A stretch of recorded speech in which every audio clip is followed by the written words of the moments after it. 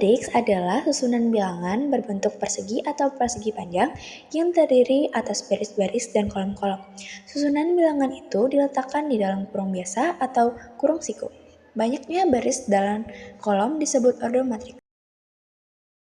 Matriks baris. Matriks baris merupakan matriks yang terdiri atas satu baris saja. Pada umumnya, matriks baris memiliki ordo L kali N, dengan N adalah banyak kolom pada matriks. Matriks kolom. Matriks kolom merupakan matriks yang terdiri atas satu kolom saja. Pada umumnya, matriks kolom memiliki ordo M kali L, dengan M adalah banyak kolom pada matriks. Matriks persegi. Matriks persegi adalah matriks yang memiliki jumlah baris dan jumlah kolom yang sama. Seberang dua matriks persegi berukuran sama dapat dijumlahkan maupun dikalikan. Matriks nol. Matriks nol adalah sebuah matriks yang semua entrinya bernilai nol. Matriks ini berperan sebagai satuan aditif dari grup aditif. Matriks dimensi MXN dan disimbolkan dengan O. Matriks identitas. Matriks identitas merupakan matriks yang seluruh elemen diagonal utama bernilai 1 dan elemen di luar utama bernilai 0. Matriks diagonal. Matriks diagonal adalah matriks bujur sangkar yang semua entri di luar diagonal utama bernilai 0. Matriks skalar. Matriks skalar adalah matriks persegi yang memiliki nilai konstan pada setiap elemen diagonal utamanya dan semua elemen lainnya bernilai 0. Matriks simetris. Matriks simetris adalah matriks persegi yang sama dengan matriks transposnya. Matriks transpos dari matriks A dapat ditulis sebagai AT sehingga syarat matriks simetris A adalah A sama dengan AT. Matriks segitiga atas. Matriks segitiga atas adalah matriks persegi yang semua elemennya di bawah diagonal utama bernilai 0. Matriks segitiga bawah. Matriks segitiga bawah adalah matriks bujur sangkar yang semua entri di atas diagonal utama bernilai 0. Operasi hitung penjumlahan matriks. Nah, untuk di sisi A-nya itu adalah 2, 0, min 2, 6, 3, 1. Untuk sisi B-nya 3, 4, 5, 6, min 3, min 2. Dan bagaimana cara mengerjakannya itu 2 ditambah 3, 0 tambah 4, min 2 ditambah 5, 6 tambah 6, 3 tambah min 3, 1 tambah min 2, yang menghasilkan 5, 4, 3, 12, 0, min 1. Baik, soal berikut sudah diketahui matriks A, matriks B, dan matriks C. Kita akan menentukan hasil dari soal A, yaitu tentukan hasil matriks A ditambah matriks B dikurang matriks C. Langsung saja kita masukkan 2 ditambah 0 dikurang minus 3, lalu minus 5 ditambah 4 dikurang 4, lalu 3 ditambah minus 2 dikurang 2, dan minus 1 ditambah minus 6 dikurang minus 2. Hasilnya adalah 5, minus 5, minus 1, dan minus 3. Berikut adalah hasil dari soal A. Oke, selanjutnya kita beralih ke perkalian matriks. Diketahui matriks A dan matriks B sebagai berikut.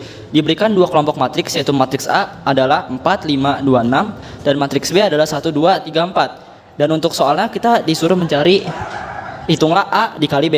Dan untuk caranya yaitu 4 dikali 1, 2 dikali 1, setelah itu 5 dikali 3 dan 6 dikali 3. Setelah kita mengkalikan jumlah suku yang pertamanya, kita mengkalikan suku keduanya, yaitu 4 dikali 2 dan 2 dikali 2, serta 5 dikali 4 dan 6 dikali 4. 4 dikali 1 sama dengan 4, 5 kali 3 sama dengan 15, 4 tambah 15 sama dengan 19, 2 kali 1 sama dengan 2, 6 kali 3 sama dengan 18, 2 tambah 18 sama dengan 20, 4 dikali 2 sama dengan 8, 5 dikali 4 sama dengan 20, dan 2 dikali 2 sama dengan 4, 6 dikali 4 sama dengan 24. Lalu kita jumlahkan hasil dari kita mengkalikan tersebut. 4 ditambah 15 sama dengan 19, 2 ditambah 18 sama dengan 20, 8 ditambah 20 sama dengan 28, dan 4 ditambah 24 adalah 28. Jadi untuk hasil dari perkalian matriks A dan matriks B adalah 19, 28, 20, dan 28.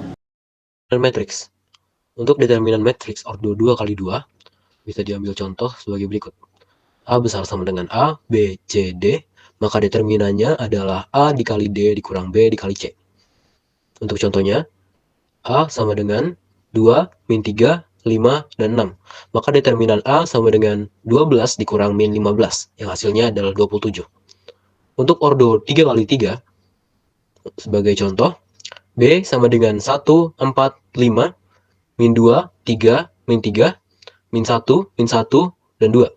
Maka untuk mendapatkan determinan dari B, kita mengambil dua kolom dari pertama, lalu meletakkannya di setelah kolom ketiga.